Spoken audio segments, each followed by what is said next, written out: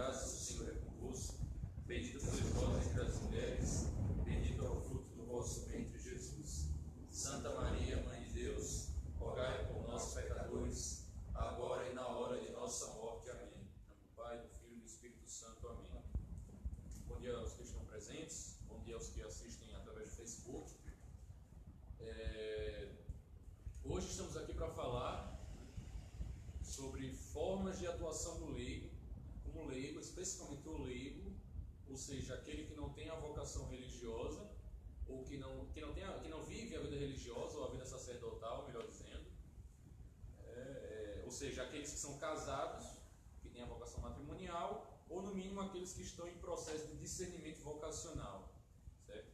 Como leigo, ele pode, ou melhor, como ele deve atuar na sociedade, certo? Essa aula ela é basicamente uma continuação da aula anterior, na qual nós falamos do caminho de santidade, né, e a restauração da cristandade, da civilização cristã, a importância de aderirmos ao caminho de santidade, trilharmos esse caminho, formarmos uma cultura de santidade, e assim criarmos uma sociedade santa para que nós restauremos a civilização cristã e a cristandade no mundo todo, né, igualmente no Brasil. Então, quem quiser estar melhor fundamentado para o que eu vou falar aqui, assista a aula passada que está no Facebook, na página do Facebook, como todas as outras, né? Hoje eu vou focar especificamente em questões mais temporais, né? Como nós podemos, no mundo, né, no século, atuar para modificar certas realidades. O pressuposto inicial, a premissa inicial do que eu falo aqui é aquela de reocupação de espaço. Uma coisa que se fala muito na questão da guerra cultural é a chamada reocupação de espaço. Nós temos na civilização cristã inúmeros espaços criados e constituídos como cristãos, né? A família, a instituição familiar, a escola, a universidade, o próprio Estado, que foram ocupados por revolucionários, por liberais, por marxistas, por adeptos da escola de Frankfurt, etc. E cabe a nós, então, reocupar esses espaços.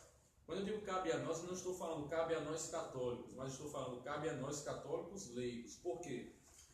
Porque aos religiosos é dada a responsabilidade de rezar pela igreja.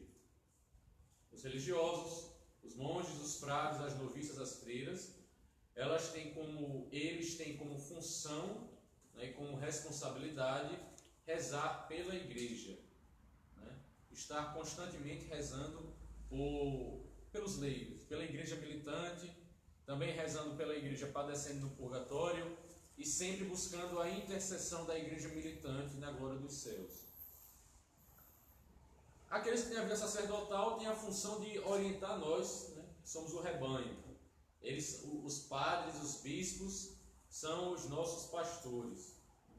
Então eles, além de oferecer sacrifício a Deus, né, a Santa Missa, nos administram os sacramentos, para que nós possamos, com as graças distribuídas nos sacramentos, melhor viver este combate cultural e esta militância pela reocupação de espaços e instituições outrora católicas, né? Então, assim, o combate é nosso, né? A guerra é nossa. Nós somos leigos e nós estamos aqui para isso, certo? Então, tudo que eu falo aqui diz respeito realmente aos leigos. Os padres têm suas funções, como eu falei, os religiosos têm suas funções, mas nós que estamos no mundo, aí sim, nós estamos para o combate, né? O livro que deve ser o fundamento disso se chama Filoteia, de São Francisco de Sales. Porque Filoteia é um livro escrito, de fato, para aqueles que estão no mundo. Claro, qualquer pessoa pode ler, qualquer católico, em qualquer estado de vida, em qualquer vocação, em qualquer ocasião, é uma coisa óbvia. Mas Filoteia é um auxílio muito íntimo e especial àqueles católicos que estão no mundo. Quando eu digo no mundo, não são católicos mundanos, mas são aqueles seculares, aqueles que estão no mundo vivendo como leigos, certo? Por quê? Porque em Filoteia nós teremos um auxílio, nós teremos o bizu, os bizus, né? Para melhor vivermos a cristandade, para sermos santos, para nos mortificarmos em várias ocasiões e principalmente para convertermos aqueles que não são convertidos, certo? Por isso cabe a nós leigos, né, nos juntarmos em associações, em centros e institutos. Por isso cabe a nós leigos o trabalho em pastorais. Por isso cabe a nós leigos uma evangelização, aquelas realidades nas quais os religiosos e os sacerdotes não conseguem exercer um trabalho tão otimizado assim. Nós estamos aqui para isso. Nós somos ensinados pelo clero, pela hierarquia, e com os ensinamentos que nós recebemos, nós temos agora então o dever de ensinar aqueles que não conseguem ser alcançados pelo magistério e pela hierarquia dos ensinamentos, né? Pois bem, eu divido a atuação do leigo em 3 realidades. 2 delas estão, na verdade, ligadas, né? Uma é na família, outra na paróquia e outra na sociedade. As 2 que estão ligadas são a família e a sociedade, porque a sociedade nada mais é do que a forma, digamos assim, um corpo social originado, criado e desenvolvido a partir da formação das famílias. Várias famílias formadas vão gerando uma sociedade, um corpo social, certo? Então, família, paróquia e sociedade são essas três realidades, esses 3 aspectos do mundo, nos quais o leigo pode e deve atuar. Não existem outras. O leigo nunca vai atuar no mosteiro, porque senão ele seria religioso, ele não seria leigo. O leigo nunca vai atuar dentro da hierarquia eclesiástica, porque não seria um sacerdote, um bispo, ele não seria leigo. Porque eu falei dentro, eu enfatizei o dentro. Porque sim, nós temos que atuar para com a hierarquia, mas nós não conseguimos, nós não podemos atuar dentro da hierarquia, porque não compete a nós. Não é o nosso espaço. A questão é essa. Nós devemos atuar onde é o nosso espaço. O espaço do leigo é a família. O espaço do leigo é a sociedade, é a vida pública, é a política. O espaço do leigo é a paróquia, porque ele vive em uma paróquia, né?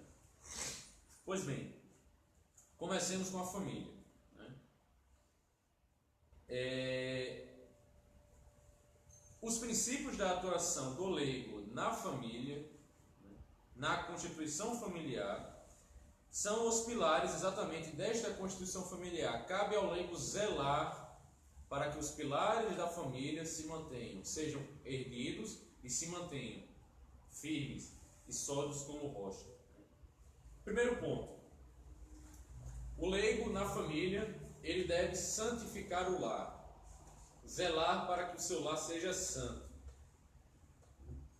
É uma coisa muito comum, é óbvio que certos pais têm um problema com seus filhos. Pais católicos que têm filhos não católicos.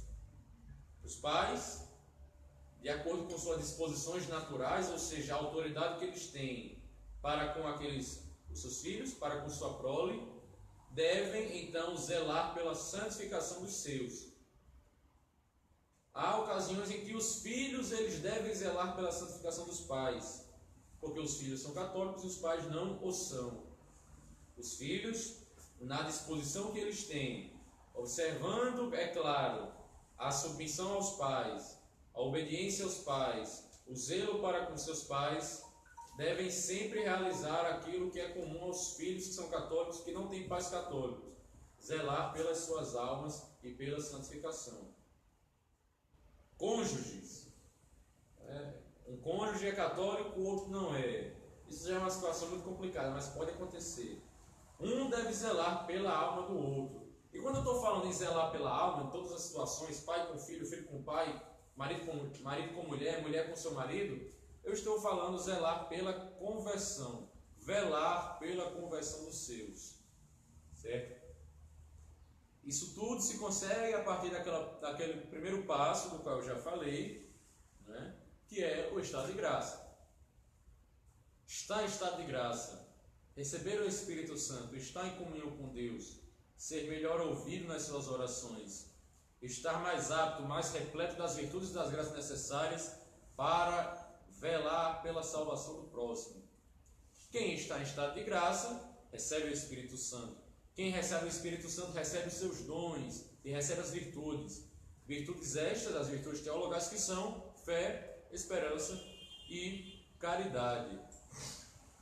Eu tendo fé, né, que não é uma confiança, como nós já falamos aqui, que não é um mérito, um salto no absurdo, assim, eu confio em Deus, a minha fé é uma confiança. Aceitei Jesus, né? Certa vez eu estava falando com um amigo meu, que é evangélico, sobre pecado.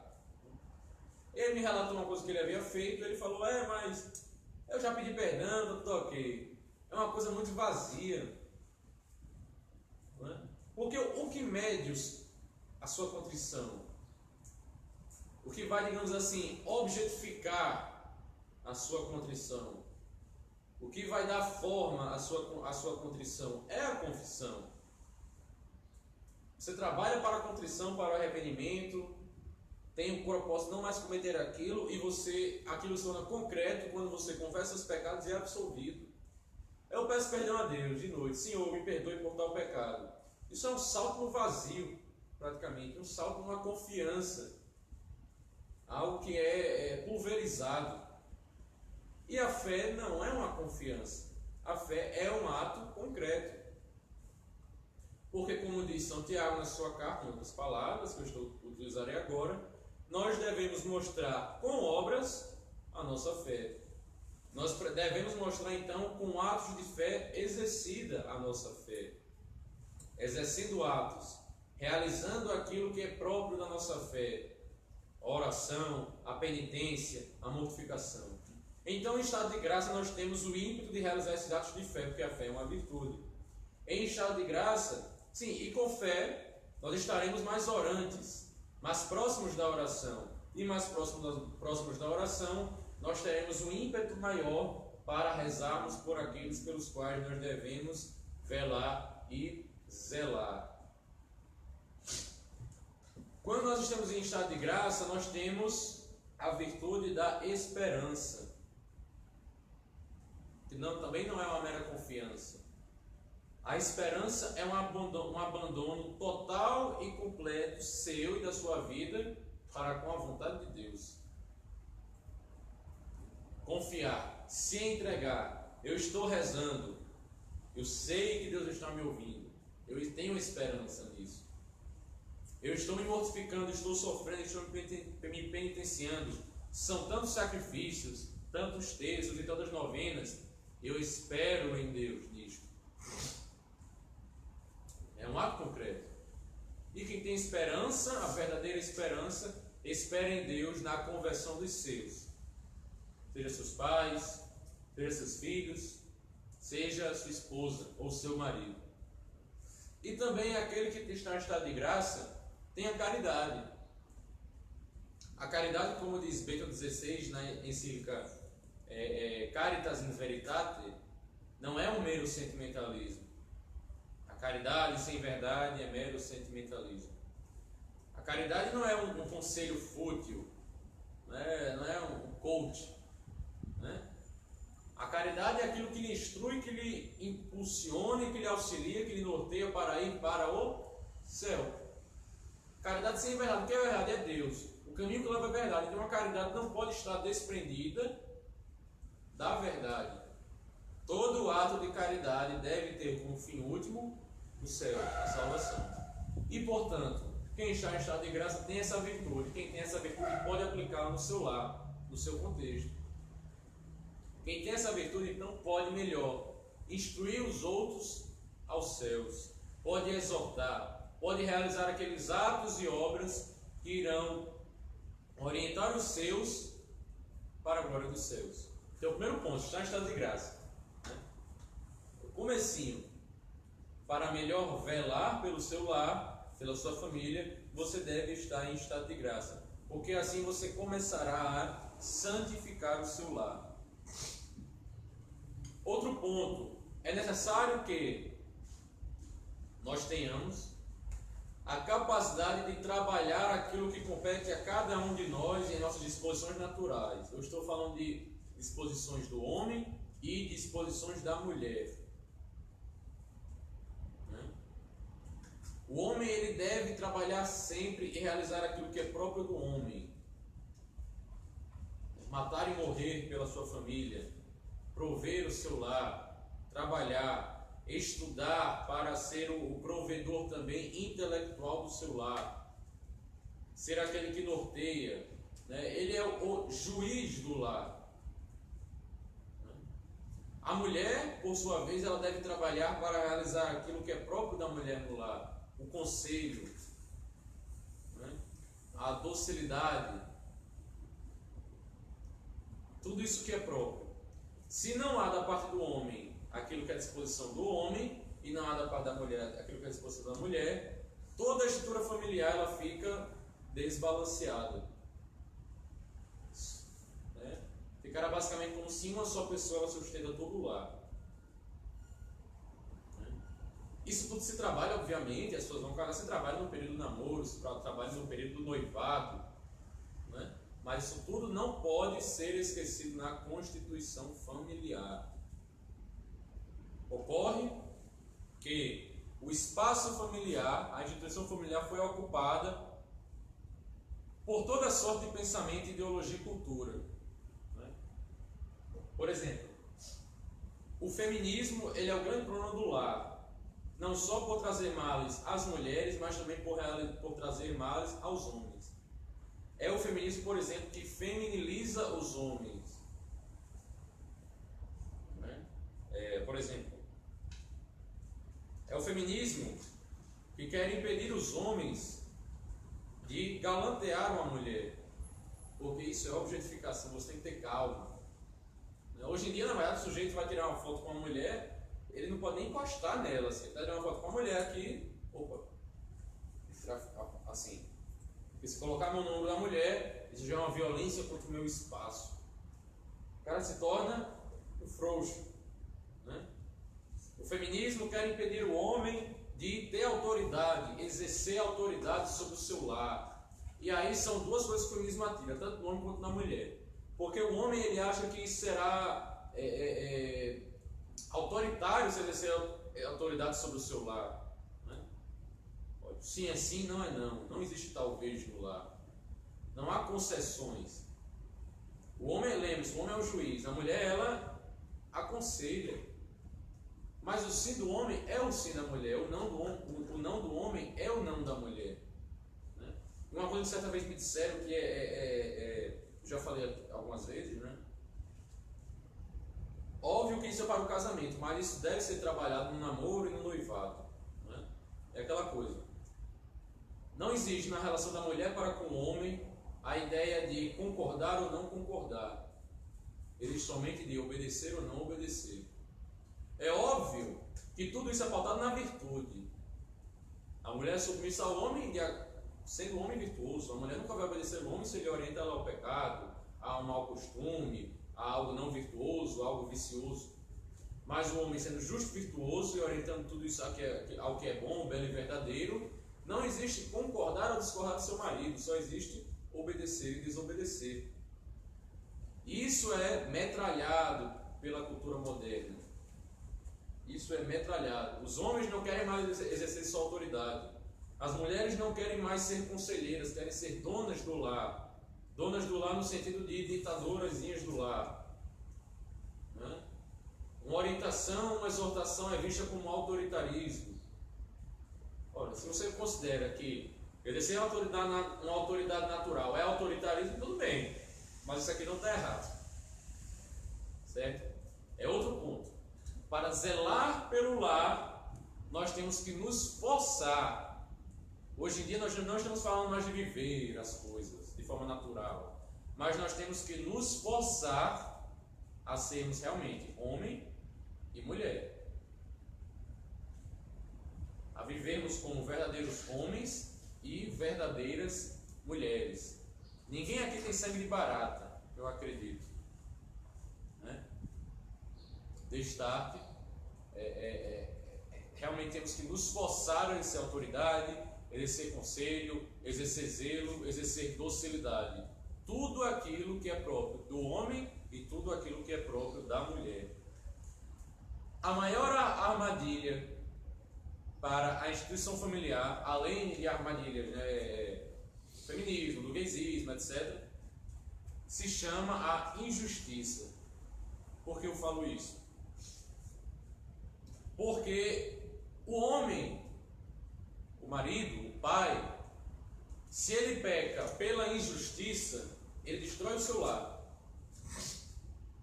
Se o marido não for justo no seu julgamento, toda a sua casa, todo o seu lar, toda a sua família vai despencar ladeira abaixo, abismo abaixo, melhor dizendo. Se a mulher não for justa no que ela pondera, no que ela exorta, toda a instituição familiar vai por água abaixo.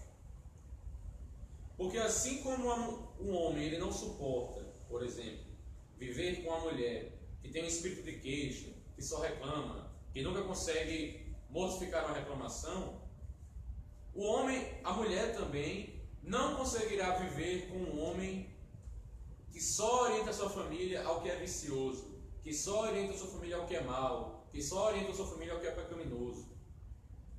Entende? A injustiça dentro do lar é o câncer desse lar. Ela que corrói, ela que destrói. Porque, utilizando das suas posições com injustiça, você estará corrompendo aquilo que é próprio seu. Você não estará sendo o juiz do lar, homem. Você estará sendo algoz. Você não estará sendo conselheira do lar. Você não estará sendo o mel da família, mulher. Você estará sendo uma monarca mesquinha. São muitas situações, são complicadíssimas. Às vezes, as mulheres, isso aí fora do casamento, as mulheres estão aptas a um relacionamento, mas os homens, eles não se dispõem a agir sobre isso. Às vezes os homens estão aptos a um relacionamento, mas as mulheres fecham as oportunidades. Não, melhor não quero. Bora. Não adianta textão no Facebook, não adianta uma devoção a famílias numerosas, se você não faz o mínimo necessário por isso, que é galantear alguém ou aceitar um galanteio. É óbvio, ninguém é obrigado a namorar com ninguém, mas nos esforcemos por algo. A gente tem que sair, nós leigos, temos que sair da teoria. Eu sei como se constrói uma família, é uma coisa óbvia. Eu sei como deve ser um namoro, é outra coisa óbvia, um noivado, etc. Façamos isso então, não é difícil. Nós temos que nos forçar. A situação é tão grave, é tão urgente, que nós temos que nos forçar a fazer algo que outrora era plenamente natural. Os homens sabiam o que deveriam fazer e as mulheres sabiam o que deveriam fazer. Pronto. Segundo meio de atuação, do qual eu falei, se chama sociedade, que é assim, a consequência da atuação na família, é a atuação na sociedade. A atuação da sociedade se dá através do martírio. Lembrem sempre disso. Nós atuamos na sociedade como mártires. Seja o martírio de fato da carne, morrendo, seja o martírio social, que Bento XVI chamou de martírio da ridicularização. A nós atuamos, o que vai medir o termômetro da nossa atuação, do nosso apostolado na sociedade, é o martírio. Você tem compreensão de que está fazendo algo católico? Sim. Tem compreensão de que está fazendo algo santo? Sim. Tem compreensão de que está fazendo algo virtuoso? Sim. Se você está sendo perseguido, se você está sendo odiado, se você está sendo difamado, se você está sendo injustiçado, se você está sendo mal criticado, você está fazendo aquilo que é certo. Você está sendo martirizado. Se você, no seu trabalho, é visto como retardado, como alguém Caxias, como um beato, como uma carola, como alguém que não liga para ser feliz, você só vive em rezar, escute, você está fazendo a coisa certa. Se você, na universidade, é perseguido, é motivo de piada, de brincadeirinhas,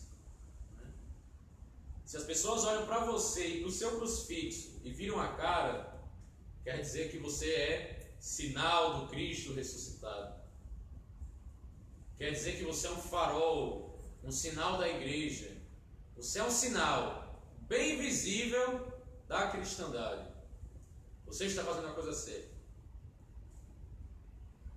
Se você chega à noite, o seu dia foi uma desgraça, você não recebe um bom dia, uma boa tarde, uma boa noite, suas amizades deixaram de ser amizades, são ex-amizades, as pessoas lhe expurgam da vida pública, não há o menor sabor em se relacionar com os seus colegas de turma, os seus colegas de trabalho. Você chega à noite no quarto, fecha a porta e a única coisa que consegue é chorar, porque você não tem mais ninguém, você não tem ninguém com quem se afeiçoar, porque basicamente todos lhe odeiam. Não se preocupe, você faz a coisa certa, você vive o martírio, e é nesse momento que você vai exercitar a virtude da esperança.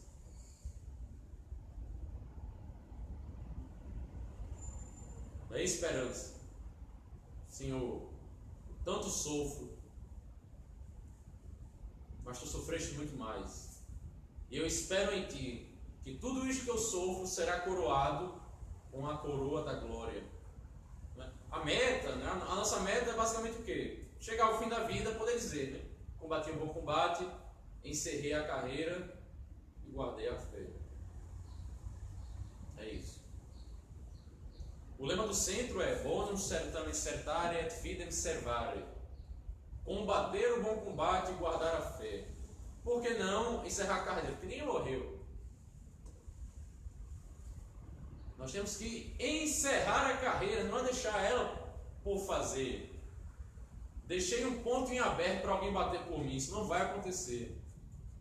As boas obras que você deve realizar são suas. São obras suas. Essa é a meta. No último suspiro, fazer um exame de consciência de fato. Não. Eu combati o bom combate, eu encerrei a minha carreira e eu guardei a fé. Nós, então, na sociedade, vivemos o martírio. E se você sofre o martírio, se você se sente só pelo martírio, se você acha que não tem força, seja muito bem-vindo. Todo mundo aqui sofre a mesma coisa. De uma maneira ou de outra. Em graus distintos, mas todo mundo aqui sofre a mesma coisa. Quem aqui nunca foi chamado de radical? Não é? Isso é muito radical. Para que esse véu? Para que comungar de joelhos? Para que texto? Para que novena? Para que essas devoções? Para que missa em latim? Isso passou, a igreja mudou, os tempos são outros. Nós temos que aceitar as minorias, não é verdade? Isso é muito radical. Que papo é esse de que só católicos vão para o céu, de que só a igreja católica salva? Dentro das paróquias, na verdade, isso acontece bastante, né? Dentro das paróquias, mas é a coisa para o tópico seguinte, né? Mas nós vivemos na sociedade pelo martírio, ou para morrer mesmo, sermos assassinados pelos inimigos da igreja, ou para sofrermos o martírio da ridicularização, sermos ridicularizados em nome da fé. E são bem-aventurados aqueles que sofrem e são perseguidos pela justiça humana. A justiça de Deus nunca perseguirá os bons. tem essa questão da criminalização da homofobia, é que está. Se viermos a sermos perseguidos pela justiça divina, que é iníqua e ímpia, a justiça humana, perdão, que é iníqua e ímpia, assim seja. Pode vir o STF, o Senado, o Congresso, o Poder Executivo, nós não podemos ligar para isso. E se por fim nós formos as celas e as masmorras, não há problema algum. Paulo e Barnabé viveram, acho que, mais dentro de cadeia do que fora dela. Nunca vi gente para ser tão preso. Entrava e saía. Já eram conhecidos das cadeias. Mas assim continuava. Quando eu falo em sociedade, eu não estou falando somente na vida pública, no sentido de universidades, escolas. Eu falo também na política. Né? O católico, ele deve ser participante da política. Como disse certa vez o Papa Francisco, a política é uma das mais altas formas de caridade. Porque ao mesmo tempo que a política é uma forma de iniquidade e impiedade muitas vezes, aborto, divórcio, laqueadura, vasectomia, casamento gay, é também pela política que tudo isso é destruído. Ora, foi pela política que aquele comunista do Paulo Freire tornou-se patrão da educação. E quem sabe não será pela política que São José da Anchieta será colocado no seu lugar. Não é? Foi pela política nos Estados Unidos que a Planned Parenthood recebeu dinheiro a rodo do governo americano, patrocínio e incentivo. E foi pela política quando há uns 2 anos atrás Donald Trump canetou, vetou. Você não recebe mais dinheiro algum. Isso é uma forma de caridade. Isso é uma forma de caridade. Quando iniquidades e impiedades são proibidas, isto é caridade. Quando virtudes são fomentadas, isto é caridade. Mas nós temos que nos submergir no universo da política, nos preocupando com a política, estudando política e, quem sabe, sendo políticos. É necessário que alguns católicos, claro, as pessoas têm que ter as disposições naturais para isso, né? A boa retórica, a inteligência e capacidade. É necessário que os bons católicos que têm a capacidade para tal entrem na política, né? Como vereadores, como deputados estaduais, federais, governadores, quem sabe até presidentes. Vocês veem, por exemplo, lá em Brasília nós temos Cristo Nieto, não é? Oi? Não, mas ela está em Brasília, é deputada federal. Ela é do Rio de Janeiro, mas mora em Brasília, né? É deputada federal. É uma deputada federal católica, uma. Parece que tem um outro aí, um tal de Eros Biondini, mas não faz muita coisa não. É uma deputada federal. E vocês veem o barulho que ela faz. Um Viva Cristo Rei, falar assim, Viva Cristo Rei, já gera uma comoção. Porque sejamos francos, por mais que nós estejamos tratando de realidades temporais, há uma gênese espiritual nessas coisas. E quando vai uma deputada falar Viva Cristo Rei no Congresso, o inferno treme. Porque o que o demônio quer com o Brasil é afastá-lo cada vez mais da sua vocação de ser terra de Santa Cruz. Entende? Quando alguém vai falar em Estado católico, o inferno inteiro treme. E é essa atuação que nós temos que ter. Reocupar espaço. Mostrar que isso é nosso. Isso aqui é nosso. Isso aqui não começou como terra do Beelzebub, é terra de Santa Cruz. Vocês queiram ou não. fazer como Zagallo, né? Vocês vão ter que me engolir. Então, temos que cumprir esta vocação na sociedade, na política, na sociedade civil, não só na política. Nós temos também que atuar, e é algo imprescindível, através de meios que cheguem às pessoas. A música católica hoje em dia é deplorável.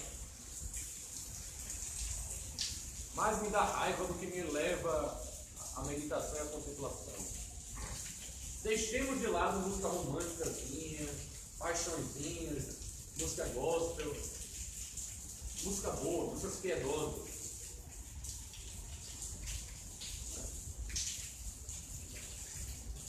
Meios de comunicação, vamos deixar de lado programazinho, jovem, pop, né? E quem foi a ideia de criar um programa chamado Revolução Jesus? De quem foi essa ideia? Então, são novas, me explique, por favor.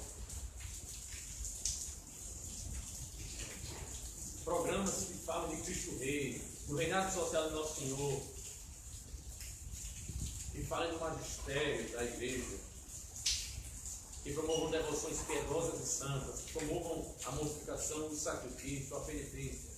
É disso que nós precisamos. Pessoas que amem a igreja. Revistas, periódicos. Nós temos a revista Catolicismo. Se não me engano, foi o Dr. Plínio Correia de Oliveira que criou. Nós temos as editoras católicas. Aí, né? Uma das primeiras foi a Permanência, de Gustavo Coção e Jackson Figueiredo.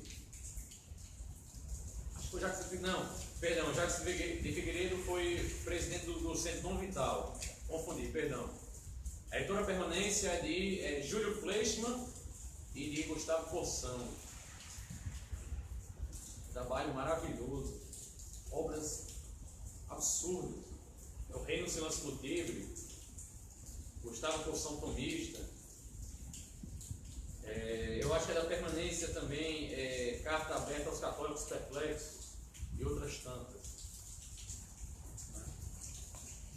E as editoras, obrigado, da Liga Cristo Rei, né, que vem surgindo, vem lançando livros contra a maçonaria, contra o protestantismo. O Index, Librorum Prohibitorum, foi relançado há um ano atrás, 2 anos atrás. Código familiar, código social. Código familiar que o Instituto Santo Atanásio lançou. E das outras obras relançadas. E essa é uma forma muito salutar de atuação na sociedade. Se você lança os livros, as pessoas estão aí. Eu estive em Campina Grande essa semana, foi para a missa de um amigo meu recebeu a confirmação da primeira comunhão. E a gente foi a uma livraria, né, lá em Campina Grande. E aí a gente ficou dando uma olhadinha, eu e meus amigos, e a gente percebeu uma coisa. Como tem porcaria. É impressionante. E quem lança isso não está se importando em vender. Porque não vende. Tinha um livro lá, eu achei engraçado o título. O nome do livro é Luiz Inácio Luta da Silva. É um livro sobre Anitta, é um livro sobre Osho. Para gente saber quem é Osho, é um livro de uma seita absurda, né? Osho. Livro da Monja Coen, livro de Leandro Carnal. Ninguém compra aí, algumas pessoas compram, mas assim, ninguém vai estar se importando. Não são livros revendidos o tempo inteiro. Mas as pessoas lançam essas porcarias. E por que lançam? Porque eles querem ocupar espaço.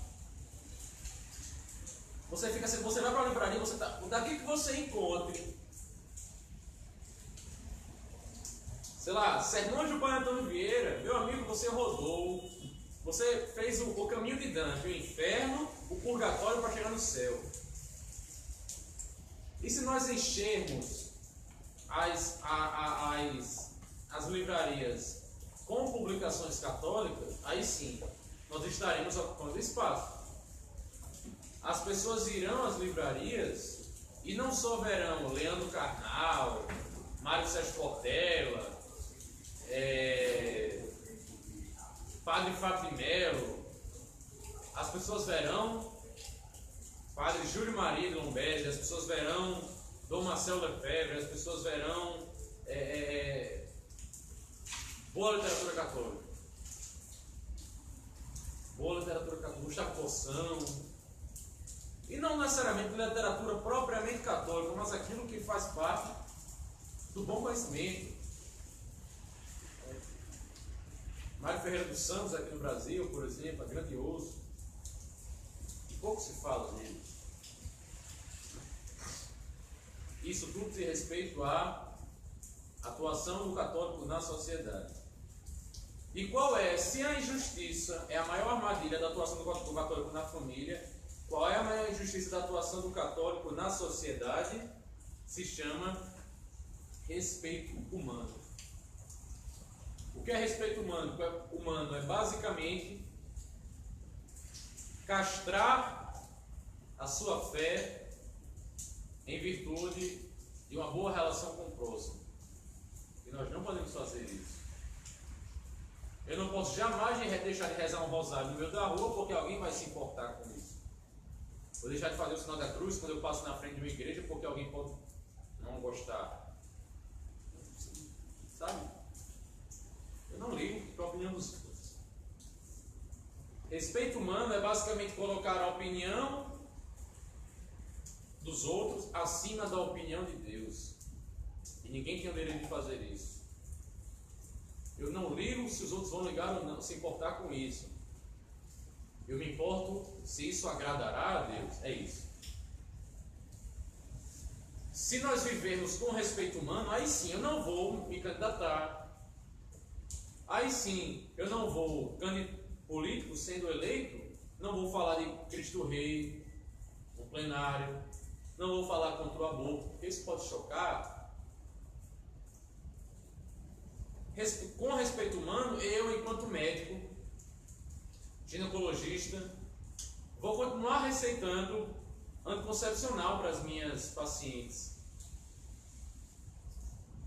Vou continuar passando DIU, camisinha e outras coisas mais, instruindo e fomentando isso. Eu, enquanto líder de uma editora, jamais vou publicar livros Código Familiar, isso está muito ultrapassado. Né? Carta aberta aos católicos, do liberalismo à apostasia, jamais, um livro desse está muito piegas. Index Librorum Prohibitorum, nunca. Obra católica o documento da igreja que proíbe certas obras.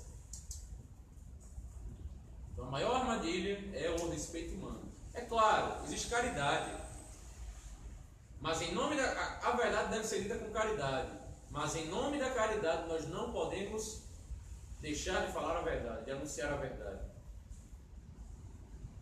E por todo mundo pregar o evangelho a toda criatura. E por todo mundo e a toda criatura. Não é assim só algumas boazinhas, não. Anunciar a todos. Agora é claro, se chegarmos em uma casa e nós não formos bem recebidos e não haver a mínima abertura no coração daquelas pessoas, nós nos retiramos e até batemos os pés para não levarmos nem a areia daquela cidade conosco. Isso é um conselho bíblico de Nosso Senhor, certo? Ninguém aqui é sangue de barata. Cristo nunca nos ensinou a sermos sangue de barata. E terceiro aspecto da realidade, terceira realidade, né? De atuação católica, a paróquia. E muitas vezes a paróquia é o pior campo de guerra, é a pior trincheira.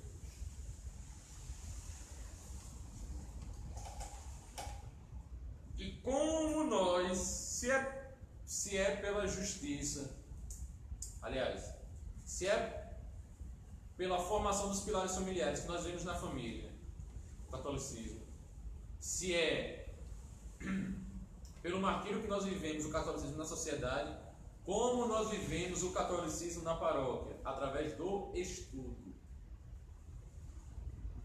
Porque a raiz dos problemas nas paróquias hoje em dia se chama falta de catequese.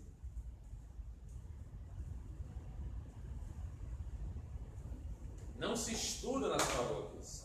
E quando se estuda péssimas coisas. Nós temos uma escola bíblica. Quando nós vamos ver, nós estudamos a Bíblia através da Bíblia de São Pastoral, com as notas de pé horríveis e absurdas. Nós temos um grupo de estudo. A gente vai estudar o que? Vamos estudar Igreja, Carisma e Poder, de Leonardo Boff. Utopias Peregrinas, de Noel da Câmara. Que tal? Por que nós não vamos estudar aqui Filoteia, de São Francisco de Sales? Por que nós não vamos estudar a Pascini Dominici Gredis, de São Pio X? A Rerum Novarum, de Leão XIII. Os Sílabos, do Beato Pio IX. A Humani Generis, o Amisti Corporis, de Pio XII. Por que não vamos estudar isso? A oração de Santo Afonso.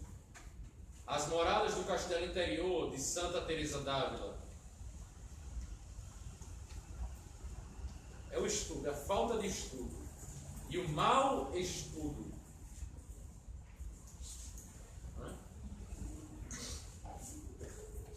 Como nós podemos atuar para isso? Uma coisa que se criou, que muitas vezes é um problema, mas que às vezes é uma solução, chamada pastoral.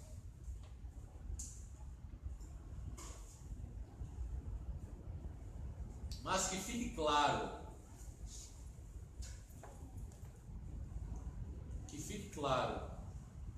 não adianta trabalhar em 10 milhões de pastorais.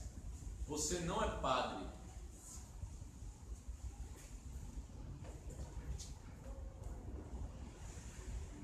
Trabalhe em uma pastoral, mas trabalhe com amor pela igreja. E eu digo a vocês uma coisa: trabalhar como acólito, como coroinha, é um problema muito grande, porque você não vai ter quase nenhuma autoridade ali. Aliás, não vai ter nenhuma autoridade.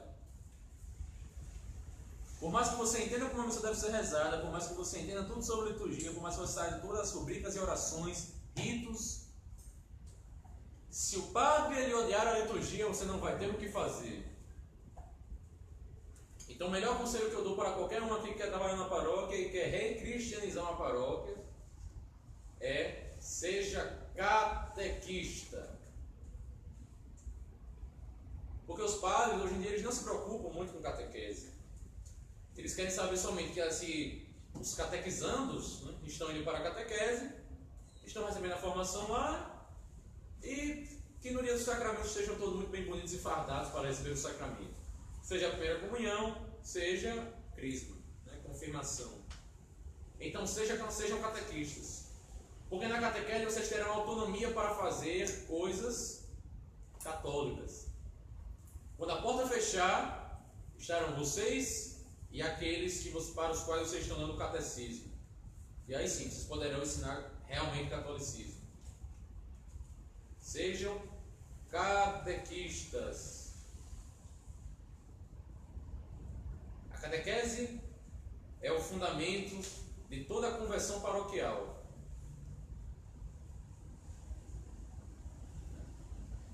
Sejam catequistas.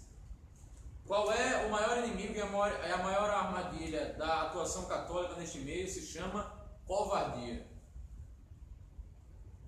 Que é muito próximo do respeito humano. Mas covardia. Meu pároco não gosta de mim, não vou ser catequista. O problema é seu. Lembre-se, você deve isso a Deus. Tudo que nós fazemos, nós devemos a Deus. A vida matrimonial é muito difícil para mim. Eu não me importo com o que você acha, meu amigo. Você deve isso a Deus. Me preocupar com política é muito complicado, eu não gosto de discutir isso. O problema é seu, seja homem, estoviro. Não é? Você deve isso a Deus. Ah, eu não gosto, não quero ser catequista porque é muito complicado, os outros catequistas conversam besteira. O problema, terceira vez que eu estou dizendo isso, o problema é seu. Você deve isso a Deus. Cale-se, é a frase de São João da Cruz. Quando tiveres algum aborrecimento, olhe para Cristo crucificado e cala-te. Estude a sua fé. Esteja preparado e vá para a catequese. É nas trincheiras das catequeses que nós iremos recristianizar as paróquias. E não importa se o pároco é um herege, é um traidor, é um adúltero, é um apóstata. Se nós tivermos uma boa parcela de paroquianos que entendem a doutrina católica, que entendem a natureza dos sacramentos e a necessidade dos sacramentos, que entendem o que é certo e errado, que entendem a doutrina moral do nosso Senhor Jesus Cristo, que entendem a raiz da igreja e a sua gênese, que entendem que o céu é católico e o inferno inteiro é ecumênico, não há padre, pároco mais safado no mundo que freie isso, porque os frutos da tradição da igreja são imparáveis. Os frutos da tradição da igreja são imparáveis. A mocinha que tem medo de usar véu na igreja, crie vergonha na cara e use. Você deve isto a Deus. Podem passar 100 anos só você usando. Você deve isto a Deus.